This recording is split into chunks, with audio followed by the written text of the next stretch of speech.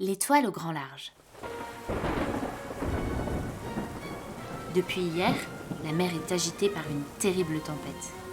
À bord du trois-mâts l'Espérance, l'équipage lutte sans relâche pour que le bateau ne chavire pas. De grosses vagues balaient le pont. Pierrot, le petit mousse, est trempé de la tête aux pieds. C'est sa première tempête et il n'est pas très rassuré. Le capitaine lui fait signe de s'approcher. « Écoute, petit, Lui dit-il. Nous ne sommes plus très loin du port, mais dans cette tempête, impossible de voir la côte. Il faut que tu grimpes jusqu'au nid de pie. De là-haut, tu auras une meilleure vue. Tu es rapide et léger. Je sais que tu peux y arriver. » Le nid de pie est au sommet du grand mât. Pierrot doit grimper sur une longue échelle de corde secouée par le vent. Le petit mousse rassemble tout son courage et commence son ascension. Son cœur bat très fort dans sa poitrine. Ses mains tremblent et ses pieds glissent sur la corde mouillée.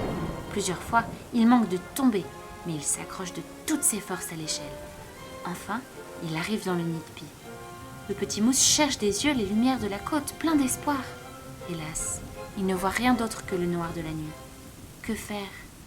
Pierrot serre dans sa main la médaille de Notre-Dame des Marins que sa maman lui a donnée avant son départ. Il ferme les yeux et avec tout son cœur, il supplie Marie de leur venir en aide. Soudain, une lumière transperce l'obscurité. Pierrot lève les yeux et voit une magnifique étoile qui scintille dans le ciel. Elle brille si fort qu'elle éclaire le bateau et la mer agitée. Pierrot connaît bien les étoiles du ciel. Celle-ci, il ne l'a jamais vue. Pourtant, il connaît son nom. C'est celle des mages. Sa maman lui a raconté l'histoire de cette étoile qui s'est levée dans le ciel le jour de la naissance de l'enfant Jésus. C'est elle qui a guidé les trois mages jusqu'à la crèche.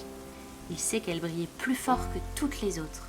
Pas de doute possible, ce soir, c'est bien cette étoile qui scintille pour eux dans le ciel. Pierrot scrute l'horizon. La lumière de l'étoile a chassé les ténèbres de la nuit. Il aperçoit enfin la côte au loin. « Terre à vue !» crie-t-il de toutes ses forces en montrant la direction à prendre. Le capitaine tourne le gouvernail et l'Espérance vogue vers le port. Pierrot redescend l'échelle de corde avec agilité. Il n'a plus peur de la tempête. Il sait que Notre-Dame les protège. D'ailleurs, la mer se calme peu à peu. Sur le pont, les marins émerveillés contemplent l'étoile.